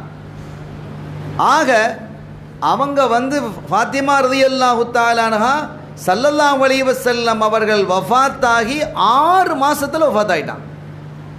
ஸல்லல்லாஹு அலைஹி வஸல்லம் அவங்களுக்கு பிறகு 6 மாதம்தான் வாழ்ந்தாங்க. அவங்க தன்னுடைய கணவரிடத்தில் சொல்லிட்டாங்க, என்ன நீங்கள் தான் குளிப்பாட்டணும்னு சொன்னாங்க. ஃபாத்திமா நாயை குளிப்பாட்டினது யார் தான்? அலி நாயகம் ரலியல்லாஹு தானே குளிப்பாட்டினாங்க. அப்படிப்பட்ட ஒரு அற்புதமான ஒரு பெண்மணி, சுவன பெண்களினுடைய தலைவியாக திகழக்கூடியவர்கள் அன்னையர் திலகம் சையதுனா ஃபாத்திமத்து ஸஹரா பத்தூல் ரலியல்லாஹு தஆலா அன்ஹா. இப்போ இவங்களை பற்றி ஒரு சின்ன குறிப்பை தான் நான் அவங்க சொல்லியிருக்கிறேன், 1-2 குறிப்பை தான் சொல்லியிருக்கிறேன், நிறைய இருக்குது. ஃபாத்திமா நாயகி ரலியல்லாஹு தஆலா அன்ஹா அவங்கள சந்திக்கிறதுக்கு ரசூல் ஸல்லல்லாஹு அலைஹி வஸல்லம் போகிறாங்க. இம்ரான் இப்னு ஹுசைன் ரலியல்லாஹு தஆலாங்களோட போகிறாங்க. போகும்போது இம்ரான் இப்னு ஹுசைன் ரலியல்லாஹு தஆலா சொல்கிறாங்க, ஃபாத்திமா அவங்க பெரிய வயசு, இம்ரான் இப்னு ஹுசைன், ஃபாத்திமா சின்ன பிள்ளையிலேருந்தே நான் பார்த்துருக்கிறேன், தூக்கி வளர்த்துருக்கிறேன், நான் தூக்கி வச்ச பிள்ளை அந்த பிள்ளை ஃபாத்திமா ரலியல்லாஹு தஆலா அன்ஹா. ரசூலுல்லாஹ் கூட்டிகிட்டு போகும்போதெல்லாம் இம்ரான் என்னையும் கூட்டிகிட்டு போவாங்க. அந்த மாதிரி நாங்கள் போய் பார்த்துருக்கோம். ஒரு தடவை ரொம்ப சுகம் இல்லாமல் இருந்தாங்க ஃபாத்திமா நாயகி. ஸல்லல்லாஹு அலைஹி வஸல்லம் ரொம்ப பக்கத்தில் உட்கார்ந்து அப்படியே தலையை தடவி விட்டாங்க. அவ்வளவு கருணை ஃபாத்திமா ரலியல்லாஹு தஆலா அன்ஹா அவர்கள் மீது கண்மணி முஹம்மது ரசூலுல்லாஹி ஸல்லல்லாஹு அலைஹி வஸல்லம் அவர்கள் மிக கருணை கொண்டவர்களாக இருந்தார்கள் என்பதை இங்கே நாம் தெளிவுபடுத்துகிறோம். அடுத்தது இதை நான் இதோடு நிறுத்திக்கிறேன், ஏன்னா ஃபாத்திமா நாய் செய்தியை நான் இதோடு நிறுத்திக்கிறேன். அடுத்து ஹசன் ரலியல்லாஹு தஆலாவுடைய செய்திக்கு நான் வர்றேன். அஹ்ல் பைத்துகளை பற்றி உண்டான வரலாறுகளை நம்ம பேசுகிறோம். சையதுனா ஹசன் ரலியல்லாஹு தஆலா ஃபாத்திமா நாயகினுடைய மூத்த பிள்ளை, முதலாவது பிள்ளை. சையதுனா அபூ ஹுரைரா ரலியல்லாஹு தஆலா அவங்க சொல்கிறாங்க, ஒரு தடவை ஒரு மஜ்லிஸு, அந்த மஜ்லிஸில் ஹசன் ரலியல்லாஹு அன்ஹு பச்சை பிள்ளை, சின்ன பிள்ளையாக இருக்கிறோம் கொஞ்சம், அப்போ தான் தவழ்ந்து வரக்கூடிய பிள்ளை. அவங்க என்ன செஞ்சாங்க, வந்ததும் ஸல்லல்லாஹு அலைஹி வஸல்லம் தன்னுடைய மடியில் தூக்கி வச்சுக்கிட்டாங்க. மஜ்லிஸ்லேயே மடியில் தூக்கி வச்சுக்கிடுவாங்க. ஹசன் ரலியல்லாஹு தஆலா அவர்களை தன்னுடைய மஜ்லிஸ் மடியில் தூக்கி வச்சிருக்கிறாங்க.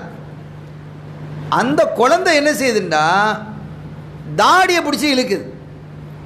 அப்பாவுடைய தாடி, தாத்தாவுடைய தாடியை, ரசூலுல்லாஹ்வுடைய தாடிக்குள்ளே கையை விட்டு விளையாடுது. ஸல்லல்லாஹு அலைஹி வஸல்லம் பெரிய சந்தோஷமாக இருக்குது.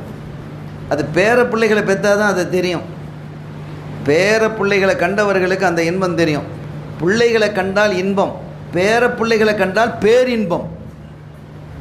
இது ரசூலுல்லாஹ்வுடைய இதில் பார்க்கலாம். ஒரு செய்தியை உங்களுக்கு சொல்கிறேன் பாருங்கள். ஒரு நாள் சுஜூத் ஸல்லல்லாஹு அலைஹி வஸல்லம் ஜமாத்து தொழுகை நடத்திக்கிட்டு இருக்கிறாங்க. நடத்திட்டு இருக்கும்போது தொழுகையில் சுஜூதுக்கு போயாச்சு. சுஜூதுக்கு போனால் என்ன செய்வாங்க, சுப்ஹான ரப்பில் ஆலா வ பிஹம்திஹின்னு ஓதுவாங்க. 3 தடவை ஓதுவாங்களா, சில இடங்களில் 5 ஓதுறாங்க, சில 7 ஓதுறாங்க, சில பேர் 11 வரைக்கும் ஓதலாம். ஆனால் ஜமாத்தாக இருந்தால் 3 தான் ஓதணும். தனியாக தொழும்போது என்ன செஞ்சுக்கலாம், 5, 7, 9, 11, அதுக்கு மேலே வேறு துவாக்களும் ஓதிக்கலாம். ஜமாத்தாக தொழ வைக்கக்கூடிய இமாம் 3 தான் ஓதணும், அதை நீட்டக்கூடாது. தொழுகையை ரொம்ப நீட்டக்கூடாது. ஸல்லல்லாஹு சொல்லியிருக்கிறாங்க, தொழுகை நீட்டாதீங்க, நார்மலாக தொழு வச்சுருங்க, அவசரமாக இல்லை, நிதானமாக தொழு வச்சு முடிச்சிருங்க, ரொம்ப நீளமாக தொழ வைக்கக்கூடாதுன்னு நமக்கு கட்டளையிட்டிருக்கிறாங்க. ஏன்னா உங்களுக்கு பின்னால் நோயாளிகள் இருப்பாங்க, நிற்க முடியாதவங்க இருப்பாங்க, அவசர தேவை உடையவங்க இருப்பாங்க. சரி, ஜமாத்தை முடிச்சுட்டு நம்ம என்ன செஞ்சலாம், பஸ்ஸுக்கு போயிடலாம், ஃப்ளைட்டுக்கு போயிடலாம், ட்ரெயினுக்கு பண்ணியிருப்பாங்களா இல்லையா? அப்போ அவங்களெல்லாம் பிடிச்சி நீங்கள் அரெஸ்ட் பண்ணி வச்சுக்கிட்டு நீண்டு தொழுதுட்டு இருந்தால் ஆஹா பஸ்ஸு போயிருமோ, ட்ரெயின் போயிருமோ, ஃப்ளைட் போயிருமோ, அதில் ட்ரெயின்லையும் ஃப்ளைட்லேயும் தான் சிந்தனை இருக்குமே தவிர அல்லாஹ்வுடைய சிந்தனை இருக்காது. அப்போ ஷார்ட்டாக முடிச்சுட்டா பிரச்சனை இல்லை. இவர்கிட்ட போனால் கரெக்டாக தொழு வச்சிருவார்ப்பா, இந்த இமாம் பிரச்சனை இல்லைப்பா, நீட்ட மாட்டார்ப்பா, சரியாக அழகாக என்ன செஞ்சிடும், ஒரு 7 நிமிஷத்தில் தொழு வச்சு முடிச்சிருவார் அப்படின்னு பாரு. இவருக்கு பின்னாலேயா நாளில்லாஹி ஃப்ளைட்டு என்ன செஞ்சிடும், நம்ம போகிறவருடைய அந்த டெஸ்டினேஷனுக்கே போய் அது சேர்ந்துடும் நம்ம சொல்லிவிடுவான். அப்படி செலவழிக்க கூட இருக்கிறாங்க. கண்ணியத்திற்குரிய பெருமக்களே, அப்போ ஒரு நாள் ஸல்லல்லாஹு அலைஹி வஸல்லம் தொழு வைக்கிறாங்க. எப்போதும் ஸல்லல்லாஹு அலைஹி வஸல்லம் தொழுகையை ரொம்ப நீட்ட மாட்டாங்க, ரொம்ப அவசரம் தொழு வைக்க மாட்டாங்க, நிதானமாக தான் தொழு வைப்பாங்க. அவங்களுடைய ஸ்டைல் அது, அப்படி தான் தொழ வைக்கணும். ஒரு நாள் மாத்திரம் என்ன செஞ்சிட்டாங்கன்னா, சுஜூதில் இருக்கிறாங்க. சுஜூதில் இருக்கும்போது சஹாபிகள் சுப்ஹான ரப்பில் ஆலா ஓதிப்பாங்களா இல்லையா, ஓதிட்டாங்க. 3 ஓதியாச்சு, 5 ஓதியாச்சு, 7 ஓதியாச்சு, 9 ஓதியாச்சு, 11 ஓதியாச்சு. ரசூலுல்லாஹ் சுஜூதிலேருந்து எழுந்திருக்க இல்லை. என்ன எழுந்திருப்பாங்க. அப்போ மற்றவங்க ஓதியிருப்பாங்க. ஒரு 50 ஓதியாச்சு, சுப்ஹான ரப்பில் ஆலா வ பிஹம்திஹி 50 ஓதியாச்சு, 60 ஓதியாச்சு, 70 ஓதியாச்சு, 100 ஓதியாச்சு, எழும்ப இல்லை. இப்போ முதல் சஃபில் இருக்கக்கூடிய ஒரு சஹாபிக்கு பயம் வந்துடுச்சு. என்ன ஆச்சோ தெரியலையே, சந்தேகம் வருமா இல்லையா? பயம் வரத்தானே செய்யும். என்ன ஆச்சோ, ரசூலுல்லாஹ் இவ்வளோ நேரம் சுஜூதில் இருக்க மாட்டாங்களே, 3 தடவை போதனால 5, 7, 9, 11 தாண்டி 50, 60, 70, 100 தாண்டி போய்கிட்டு இருக்குது. இது வரைக்கும் என்ன செஞ்சுருக்கலாம், 4 ரக்காத்தையும் தொழு வச்சு முடிச்சிருக்கலாமே, அவ்வளோ நேரம் தாண்டி போயிடுச்சு, இளம்பை இல்லையே, என்ன ஆச்சோன்னு தெரியலன்னு கொஞ்சம் பயந்து, ஒரு வேளை ஸல்லல்லாஹு அலைஹி வஸல்லம் நம்முடைய ரூஹு கைப்பற்றப்பட்டு விட்டதோன்னு பயந்தாங்க.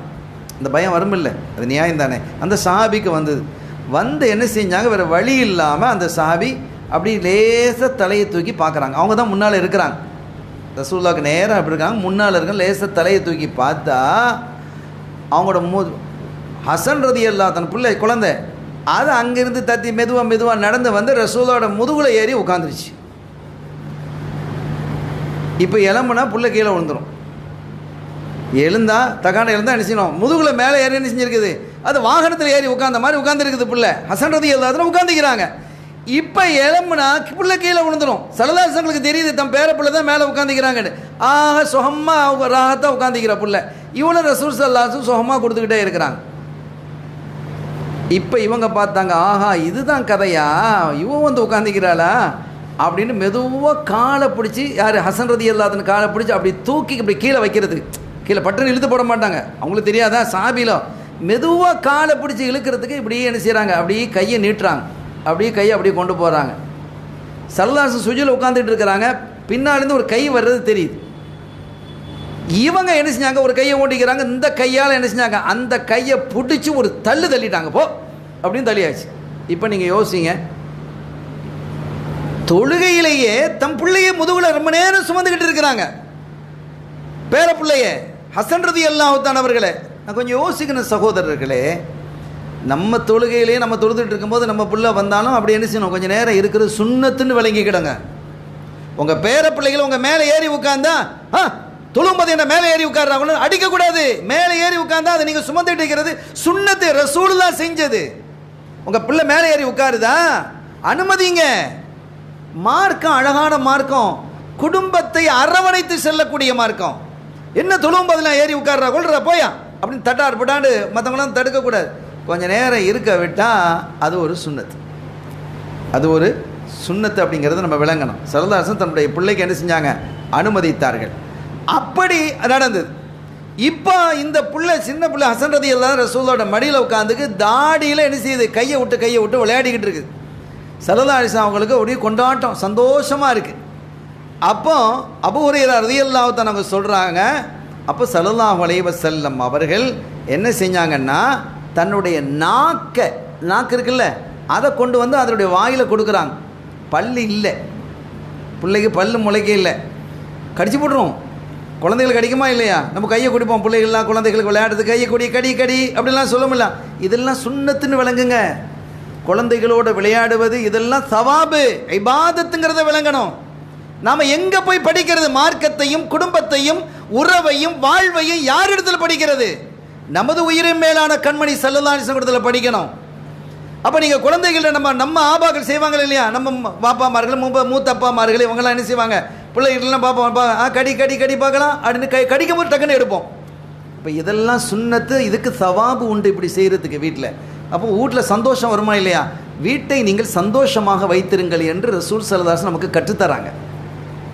என்ன அழகான ஒரு நபி, எப்படிப்பட்ட ஒரு நபியினுடைய உம்மத்தாக நாம் வந்திருக்கிறோம், எவ்வளோ பெரிய சந்தோஷம் அடையணும், அல்லாஹ்வுக்கு நம்ம எவ்வளோ சுக்ர் செய்யணும். எத்தனை நபிமார்கள் இருக்கும்போது அந்த நபிமார்களுடைய உம்மத்தாக நம்ம ஆக்காம கண்மணி நாயகத்தினுடைய உம்மத்தாக அல்லாஹ் நம்மை ஆக்கியிருப்பதற்கு அல்லாஹ்வுக்கு நம்ம எவ்வளோ சுக்ர் செய்யணும். அல்ஹம்துலில்லாஹ் வ ஷுக்ருலில்லாஹ் மேத் அல்ஃப், கோடான கோடி நன்மைகள் அல்லாஹ்வுக்காக, அந்த சுக்ருகளை அல்லாஹ்வுக்காக நாம் சொல்லிக் கொள்கிறோம். அருமையான பெருமக்களே, அப்போ ஸல்லல்லாஹு அலைஹி வஸல்லம் தன்னுடைய நாக்கை என்ன செய்கிறாங்க, சப்புறத்துக்கு கொடுக்குறாங்க. ஹசன் ரலியல்லாஹு தஆலா அந்த ரசூலுல்லாஹ்வுடைய நாக்கை, அந்த நாக்கை சப்புனா எப்படி இருக்கும், ரசூலுல்லாஹ்வுடைய நாவு இல்லையா, அதை சப்பி பார்த்தா எப்படி இருக்கும். ஒரு தடவை ஸல்லல்லாஹு அலைஹி வஸல்லம் ஃபாத்திமா நாய் வீட்டுக்கு வர்றாங்க, 2 பிள்ளைகளும் அழுதுகிட்டே இருக்கு. ஹசன் ஹுசைன் ரலியல்லாஹு தஆலா 2 பேருமே அழுதுகிட்டு இருக்கிறாங்க. ஃபாத்திமா பிள்ளைகள் அழுதா ரசூலுல்லாஹ்க்கு பொறுக்காது, பேர பிள்ளைகள் அழுதா, என்ன ஃபாத்திமா பிள்ளைகள் அழுதுகிட்டு இருக்குது, தாங்க மாட்டாங்க ரசூலுல்லாஹ். ஏமா பிள்ளைகள் அழுதுகிட்டே இருக்குது, என்ன யார் ரசூலுல்லாஹ், பசி, வீட்டில் உணவு இல்லை. நம்ம வீடுகளில் எத்தனை உணவுகள் இருக்குது, வகை வகையான உணவுகளை சாப்பிட்றோம். ஃபாத்திமா நாயர் ரலியல்லாஹு அன்ஹா சொல்கிறாங்க, வீட்டில் உணவு இல்லை நாயகமே, பிள்ளைகளுக்கு பசிக்கு கொடுக்கறதுக்கு எதுவும் இல்லை அப்படின்னு ரசூல் அப்படியே அழுதுட்டாங்க. 2 பிள்ளையும் அப்படி தூக்கி என்ன செஞ்சாங்க, தன்னுடைய நாக்கை கொடுத்தாங்க. நாவை கொடுத்த போது அந்த பிள்ளைகள் அதை சப்பியது. சில அறிஞர்கள் குறிப்பிடுகிறார்கள், அதிலிருந்து தேனும் பாலும் சுரந்தது என்று. அதுக்கு மேலே வரும், அது தேனும் பாலேனா அங்கேருந்து வரக்கூடிய தேனும் பாலும் லேசானதா? அந்த ஸல்லல்லாஹு நாவிலிருந்து வரக்கூடிய அந்த உமிழ்நீர் இருக்குது, அதுக்கு நிகராக ஏதாவது இருக்கா? எந்த பானமும் இருக்கிறதா? இருக்கா? எந்த தேனாக இருக்கட்டும், எந்த மலை தேனாக இருக்கட்டும், கொம்பு தேனாக இருக்கட்டும், அந்த சுவை இருக்குமா? அந்த உமிழ்நீர் கிடைக்கிறதுக்கு சஹாபிகள் பட்ட பாடு இருக்குதே, சுபஹானல்லாஹ். தங்களுடைய முகத்தில் தேய்ச்சிக்கிடுவாங்க, உடம்புல தேய்ச்சிக்கிடுவாங்க சஹாபிகள். அவங்களுக்குள்ள தெரியும். அதை போல் நீங்கள் இருங்கன்னு அல்லாஹ் சொல்கிறான், ஆமினு கமா ஆமனன் நாஸ். அவங்க இருந்த மாதிரி நீங்கள் இருங்க, சஹாபிகள் இருக்கிற மாதிரி இருங்க என்று அல்லாஹ் குறிப்பிடுகிறான். அப்போ தன்னுடைய நாவை அவர்கள் சப்ப கொடுத்துட்டு சொன்னாங்களா, அல்லாஹும்ம இன்னி உஹிப்புஹு ஃபஅஹிப்பா, அல்லாஹும்ம இன்னி உஹிப்புஹு ஃபஅஹிப்பா.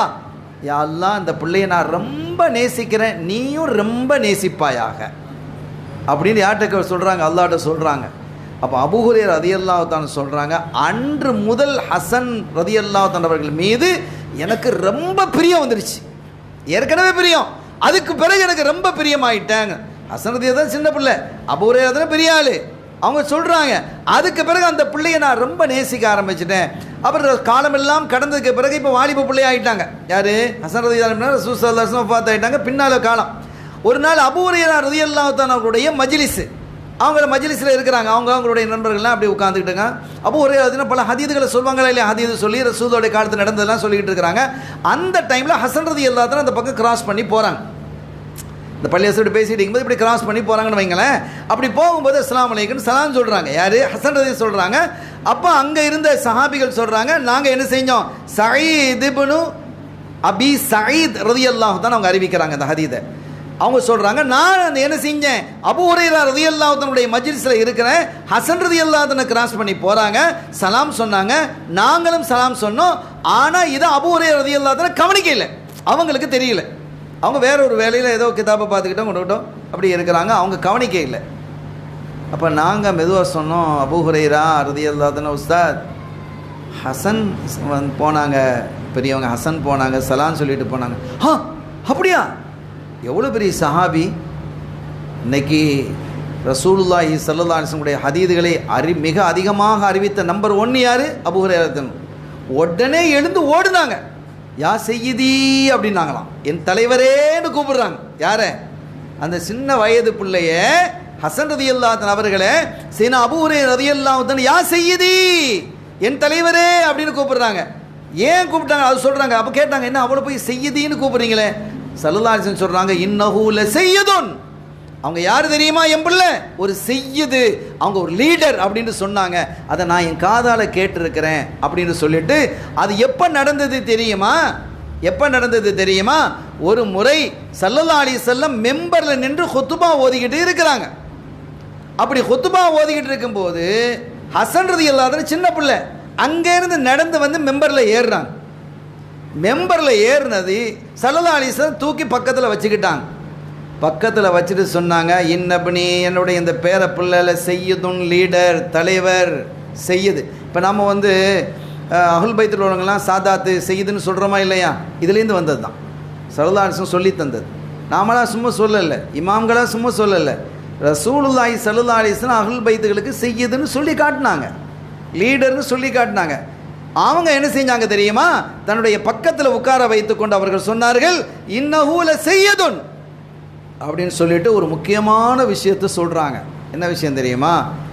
என்னுடைய சமுதாயம் மிகப்பெரிய பிளவாக பிரிந்து 2 பிரிவாக இருக்கும். என்னுடைய சமூகம் என்ன செஞ்சிடும்? 2ஆ பிரிஞ்சு, அது ஃபிஅத்தைனி அதீமத்தைன், பிரம்மாண்டமான 2 கூட்டமாக இருக்கும். அப்போ நிறைய பேர் இஸ்லாத்துக்கு வந்துடுவாங்கன்னு அர்த்தம். 2ஆ பிரிஞ்சு போயிடுவாங்க. அப்படி பிரிந்த போது எப்போ பிரிஞ்சது இது? சரி, முஆவியா ரலியல்லாஹு அன்ஹு காலத்தில், அலி ரலியல்லாஹு அன்ஹு காலத்தில் இந்த பிரச்சனைகள் ஏற்பட்டு அரசியல் பிரச்சனை, அது அகீதா பிரச்சனை இல்லை. அப்போ இருந்தது அரசியல் பிரச்சனைகளை என்ன செஞ்சிட்டாங்க, மக்கள் ரெண்டாக பிரிஞ்சிட்டாங்க. அலிநாயகத்தை பின்பற்றி ஒரு கூட்டம், முஆவியா ரலியல்லாஹு அன்ஹு அவர்களை பின்பற்றி ஒரு கூட்டம், ரெண்டு கூட்டமாக பிரிந்து விட்டது. அப்போ இது பின்னால் நடக்குது. ஸல்லல்லாஹு அலைஹி வஸல்லம் முன்னறிவு செஞ்சிட்டாங்க, என்னுடைய சமூகம் ரெண்டாக பிரியும். அந்த சமயத்தில் அந்த சமூகத்தை ஒன்றுபடுத்தக்கூடிய ஒரே கூட்டமாக, பிரிவு இல்லாமல் ஆக்கக்கூடியவராக இவன் பிள்ளை இருக்கும்டாங்க. அப்போவே சொன்னாங்க. இப்போ இது நடந்தது. அலி ரலியல்லாஹு தஆலா அவர்கள் ஷஹீதாக்கப்பட்டதற்கு பிறகு முஆவியா ரலியல்லாஹு தஆலாவுடைய ஆட்சி வந்தபோது ரெண்டு பிரிவாக இருந்தது. இப்போ ஹிலாபத்துக்கு யார் வர்றா? ஹசன் ரலியல்லாஹு தஆலா அவங்க ஹிலாபத்துக்கு கொண்டு வந்துட்டாங்க. அவங்க மாட்டேன்னாங்க, நான் மாட்டேன், எனக்கு வேணாம், இந்த பதவி வேணாம் அப்படின்னு சொன்னாங்க. ஆனாலும் மக்கள் விடாமல் நீங்கள் தான் இருக்கணும் அப்படின்னு வற்புறுத்தி உட்கார வச்சுட்டாங்க. மக்கள் பார்த்து இவங்களுக்கு ரொம்ப மனசு சங்கடம், என்னடா சமுதாயம் ரெண்டாக பிரிஞ்சு கிடக்குதே அப்படின்னு. அதுக்கு பிறகு அவங்களே முஆவியா ரலியல்லாஹு அன்ஹு வச்சு, முஆவியா நீங்களும் அல்லாஹ்வின் திருத்தூதர் ஸல்லல்லாஹு அலைஹி வஸல்லம் தோழர், நம்முடைய சமுதாயம் ரெண்டாக பிரிந்திருக்கிறது, எனவே இந்த ஆட்சியை நீங்களே வச்சுக்கங்க, எனக்கு இந்த ஆட்சி தேவையில்லை என்று சொல்லி ஒரு ஆட்சியை ஒருத்தன் விட்டு கொடுப்பானா? இந்த ஆட்சியை பிடிக்கிறதுக்கு என்னெல்லாம் பேசுகிறான், என்ன பொய்யெல்லாம் பேசுகிறான், என்ன வேஷ்டி கொடுக்குறான், குக்கரு கொடுக்குறான், பணம் கொடுக்குறான், அதை கொடுக்குறான், இதை கொடுக்குறான் ஆட்சியை பிடிக்கிறதுக்கு. அது அவன்கிட்ட துட்டு இல்லை, நம்மட துட்டு தான், நம்ம துட்டு தான் நமக்கு தராமன். இப்படியெல்லாம் நடக்குது. அந்த ஆட்சியில் இருக்கணும், அந்த பதவியில் இருக்கணும், அந்த பதவி வெறி இருக்குது, அது லேஸ் இல்லை, சீக்கிரம் விட்டு போகாதவன், அது உட்கார்ந்து பார்த்தவனுக்கு தான் தெரியும். அதுக்காக வேண்டி என்னமும் பேசுவான், எதையும் செய்வான், தன்னை சாமியார் அப்படின்னு சொல்லிக்கிடுவான், கடவுளுடைய அவதாரம்னு சொல்லுவான், நான் சாதாரணமாக பிறக்க இல்லாதே அப்படின்னு சொல்லுவான், முஸ்லீம்கள்லாம் தாலி அறுத்து கொடுத்துருவாங்க, என்னெல்லாமல் பேசிட்டு போயிடுவான். பதவியினுடைய வெறித்தனம். ஆனால் சையதுனா ஹசன் ரலியல்லாஹு தஆலா அவர்களுக்கு அந்த பதவி வந்து சேர்ந்து அவங்க பக்கத்தில் தான் அந்த வலிமை இருக்குது, கெப்பாசிட்டி. முஆவியா ரலியல்லாஹு தஆலா இருக்கிறதை விட இராணுவ வலிமை யார் பக்கத்தில் இருக்குது? ஹசன் ரலியல்லாஹு தஆலா பக்கத்தில் இருக்குது. இப்போ நான் தான் வலிமையாக இருக்கிறேன், எனவே நீங்கள் வந்து என்ன செய்யுங்க, எங்கிட்ட சேருங்கன்னு சொல்லலை, இந்த எல்லாத்தையும் நீங்களே வச்சுக்கன்னு கொடுத்தாங்க. ஸல்லல்லாஹு அலைஹி வஸல்லம் இதை அப்போவே வாழ்த்துனாங்க, என் புள்ள பதவியை தூக்கி வீசும், தூக்கி வீசிட்டு இந்த சமுதாயத்தை ஒன்றுபடுத்தும் என்று சொன்னார்கள். இது ரொம்ப கவனம், இதில் சொன்ன பேச்சிலே இது ரொம்ப முக்கியமானது. ஏன்னா ஒரு பதவியை விடுறதுங்கிறது அவ்வளோ லேசாக இல்லை. இவ்வளவுக்கும் அவர்கள் பதவியில் இருப்பதற்கான எல்லா தகுதியும் இருக்கிறது, எல்லா சக்தியும் இருக்கிறது, மக்கள் சக்தி, இராணுவ சக்தி, பொருளாதார சக்தி எல்லாமே இருந்தது. எல்லாம் இருந்தும் கூட சையதுனா ஹசன் ரலியல்லாஹு தஆலா அன்ஹு அவர்கள் என்ன செஞ்சாங்க, அந்த பதவி விட்டு கொடுத்தாங்க. அப்போ அவங்க சொன்னாங்க, எம் பிள்ளை ல சையதுன், இவரை கொண்டு ரப்புல் ஆலமீன் அல்லாஹு தஆலா யுஸ்லிஹு பிஹி பைன ஃபிஅத்தைனி அதீமத்தைனி மினல் முஸ்லிமீன், முஸ்லிம்களுக்கு மத்தியில் இரண்டு கோஷ்டியாக இருந்த பிரம்மாண்டமான இரண்டு கோஷ்டிகளை அல்லாஹ் தஆலா எம் பிள்ளையை கொண்டு சீராக்குவான், சுல்ஹாக்கி விடுவான் என்று கண்மணி ஸல்லல்லாஹு அலைஹி வஸல்லம் சொல்லிவிட்டு, இன்னப்னி ஹாதா சையத், இந்த பிள்ளை இதோ இருக்கக்கூடிய என் பிள்ளை சையத், உங்கள் எல்லாருக்கும் லீடர் அப்படின்னு சொன்னாங்க. கண்மணி முஹம்மதுர் ரசூலுல்லாஹி ஸல்லல்லாஹு அலைஹி வஸல்லம் அவர்கள் குறிப்பிட்டார்கள். சங்கைக்குரிய பெருமக்களே, இன்றைக்கு இந்த அஹ்லுல் பைத்தை பற்றி கொஞ்சம் குறிப்பையும், அதோடு சையதத்னா ஃபாத்திமா நாயை பற்றி உண்டான ஒரு செய்தியையும், சையதுனா ஹசன் ரலியல்லாஹு தஆலா அவர்களை குறித்த ஒரு தகவலையும் நாம் முன்வைத்திருக்கிறோம். இன்னும் ரெண்டு பேர் இருக்கிறாங்க, சையதுனா ஹுசைன் ரலியல்லாஹு தஆலா அவர்களையும் சையதுனா அலி ரலியல்லாஹு தஆலா அவர்களை பற்றியும் நாம் பேச வேண்டியது இருக்கிறது. ஆக இதை நாம் பேசி அப்படியே நிறைவுபடுத்துவோம் இன்ஷா அல்லாஹ். இன்னும் 2 நாட்கள் இருக்கிறது. அந்த இதில் ஹுசைன் ரலியல்லாஹு தஆலா அன்ஹு அவர்களினுடைய நினைவு கூறக்கூடிய மாதம்தான் இந்த மாதம். ஏன் அவர்கள் இந்த கர்பலாவில் அவர்கள் ஷஹீதாக்கப்பட்டார்கள் என்ற தகவலையும் இன்ஷா அல்லாஹ் நாம் கூறி இந்த செய்திகளை நாம் நிறைவுபடுத்துவோம். மொத்தத்தில் இந்த நிகழ்வினுடைய அடிப்படை காரணம் என்னவென்றால், நம்முடைய இதயத்தில் வல்லலம் கண்மணி நாயகம் ஸல்லல்லாஹு அலைஹி வஸல்லம் அவர்களுடைய மஹப்பத்தும் அவர்களுடைய குடும்பத்தாராகிய அஹ்லுல் பைத்துகளினுடைய மஹப்பத்தும் நிறைந்திருக்க வேண்டும்.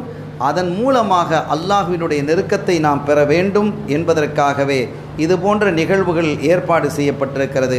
எல்லாம் வல்ல ரப்புல் ஆலமீன் அல்லாஹ் ஜல்ல ஷானஹு வ தஆலா இந்த மஜ்லிஸை கபூல் செய்து நம்மையெல்லாம் நம்முடைய சந்ததிகளையெல்லாம் நம்மை சார்ந்தவர்களையெல்லாம் ஆஷிக்குர் ரசூலாக அல்லாஹ் ஆக்கி அருள்பாலிப்பானாக. நேர்வழி நடக்கக்கூடியவர்களாக அல்லாஹ் ஆக்கி வைப்பானாக. ஒழுக்கமும் பண்பும் சீலமும் மிக்கவர்களாக, நல்ல கண்ணியமிக்கவர்களாக அல்லாஹ் நம்மையும் நம்முடைய சந்ததிகளையும் அல்லாஹ் ஆக்கி வைப்பானாக. பிஹக்கி ஹபீபிஹி ஸல்லல்லாஹு அலைஹி வஸல்லம். எல்லாம் வல்ல அல்லாஹ்வின் பேரருளையும் ஸல்லல்லாஹு அலைஹி வஸல்லம் ஷஃபாத்தையும் பெறுவோமாக. வஆகிரு தஅவானா அல்ஹம்துலில்லாஹி ரப்பில் ஆலமீன். வஸ்ஸலாமு அலைக்கும் வரஹ்மத்துல்லாஹி வபரகாத்துஹு.